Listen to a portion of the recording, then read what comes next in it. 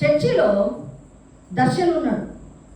దర్శన్ పుట్టినది మొదలుకొని వాడు ప్రతి బుధవారము, ప్రతి గురువారం స్త్రీల కూడికకు, ప్రతి శనివారము ప్రతిష్ఠిత దినానికి, ఆదివారపు కూడికలకు, సెకండ్ సాటర్డే ప్రేయర్స్కి, అన్నిటికీ వాడు దర్శన్ మన మందిరంలో ఉంటాడు. ఆ బిడ్డనే ఎందుకు చెప్తున్నానంటే వాడిది ఒక సాక్ష్యం ఉంది కాబట్టి చెప్తున్నాను. దర్శన్ది ఒక గొప్ప సాక్ష్యం ఉంది. చూడండి, చిన్నపిల్లలు వాళ్ళంతా వాళ్ళ లోకంలో వాళ్ళు ఆడుకుంటుంటారు, ఏం వినలేదులే అని మనం అనుకుంటున్నాం. కానీ చిన్న బిడ్డలు వాళ్ళు చెప్పేటటువంటి ప్రతి విషయాన్ని ఆటలాడుకుంటూనే మనకంటే చక్కగా వింటారు.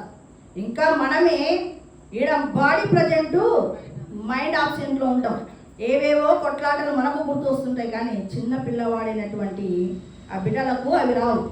వారి యొక్క హృదయం ఎలా ఉంటుందంటే తెల్లని కాగితం లాగా ఉంటుంది.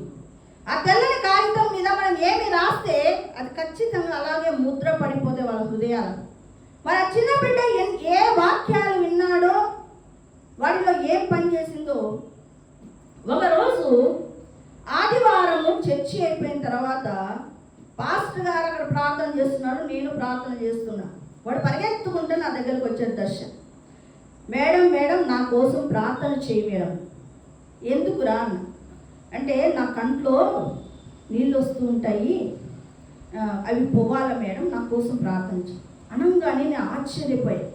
వాడు ఒక ప్రార్థన విన్నపాన్ని తీసుకొని వచ్చి అడుగుతున్నాడు. అంటే వాడిలో విత్తబడుతున్నటువంటి ఆ మాటలు పనిచేస్తున్నాయి కాబట్టి నేను ఆశ్చర్యపోయా. వాడు అడిగినటువంటి ఆ క్వశ్చన్కి నేను అన్నది ఒకటే ప్రార్థన చేసిన, ప్రభువా చిన్న బిడ్డ విశ్వాసమును బలపరచు తండ్రి అని ప్రార్థన చేసి యేసు నామములో ఆ కంటిలో పనిచేస్తున్నటువంటి చీకటిని బంధించి పారద్రోలుతున్నానని ప్రార్థన చేశాను.